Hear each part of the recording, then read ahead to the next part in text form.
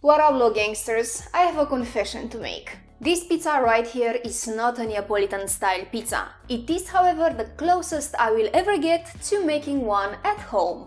Hold on, what the flip do you mean? Icy bread, icy cheese, icy sauce? Looks like a pizza to me. Whoa, slow down, Domino's. You see, for a pizza to be Neapolitan style, it has to be cooked in a wood oven, heated to at least 800 Fahrenheit, ideally for 1 to 2 minutes. The crust is blackened by the fire, the edges puffed to pillowy goodness, and the crust is thin, just like a 90s model. And that's the original pizza made in its birthplace, Naples, Italy.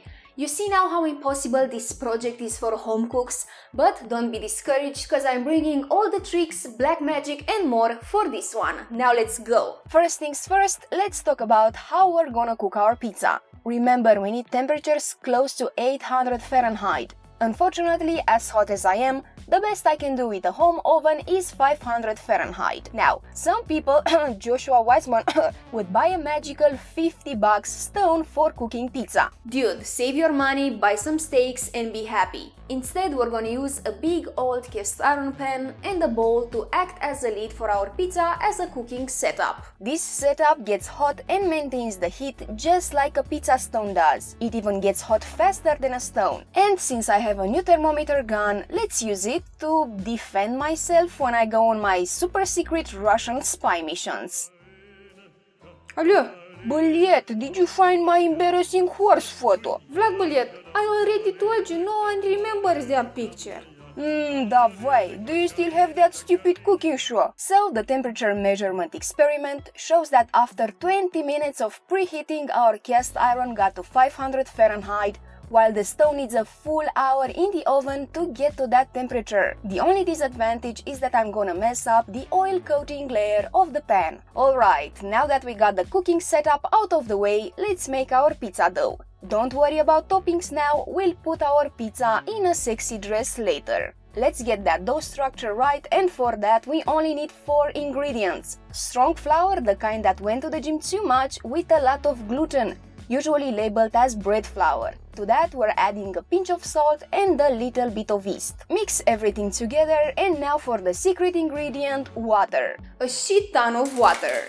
The water quantity will determine your pizza experience. The wetter the dough is, the wilder your pizza experience will be. Around 67% water to the flour mass will do. So if we start with 264 grams of flour, I'll add 176 grams of water, and that will be optimal. Less water added will result in a denser, less fluffy pizza crust, like in this one, while more water will yield a horrible dough to work with, so sticky and messy. Anyways, after adding the water, we'll mix everything with a fork until we get a shaggy dough like this. For the next 10 minutes, criticize the dough enough until it starts kneading itself up. You're not good enough and never will be. Next, we'll shape the dough into balls. For that, put your fingers slightly underneath the dough at a 45-degree angle and start dragging it on the working surface multiple times, rotating it as you go until you get balls like this. I know they're on the smaller side, but you know what they say. Small hands make a small pizza. Put them on a floured baking tray, cover with another inverted oil tray, and leave them outside for 5 hours until doubled in size. Then put them in the fridge for, well, even 3 days. Pop one out whenever you wanna have a pizza night. It's daytime, but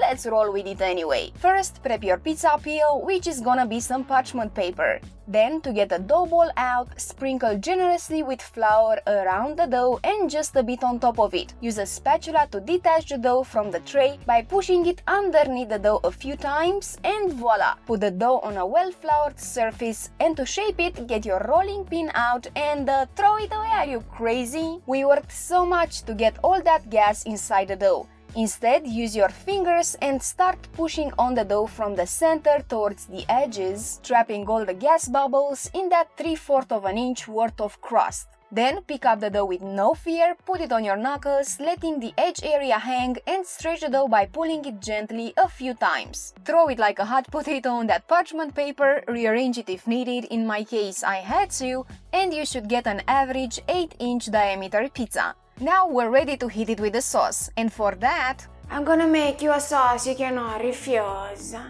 flavorful tomatoes, salt, garlic, Mary Rose, oregano, and an anchovy. Blend it and bam, that's it. Spread a thin layer on the dough, heat it with a drizzle of olive oil, which I apparently don't have.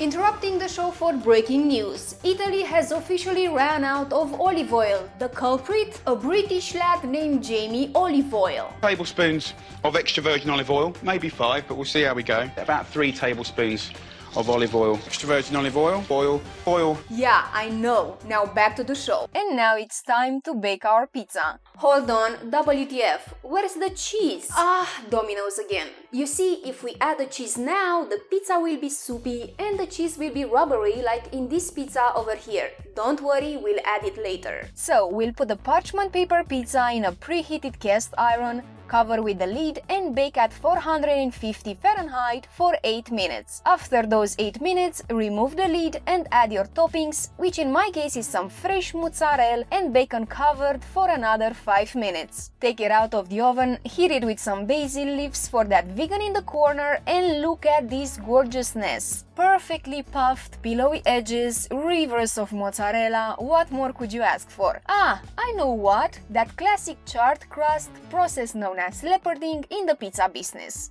In that feature we're gonna get it Guga style with a blowtorch and only one thing to say.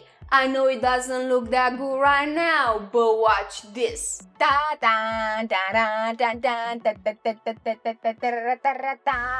Mama, what do you think? And this, fellas, is the closest I'll ever get to making OG Italian pizza at home.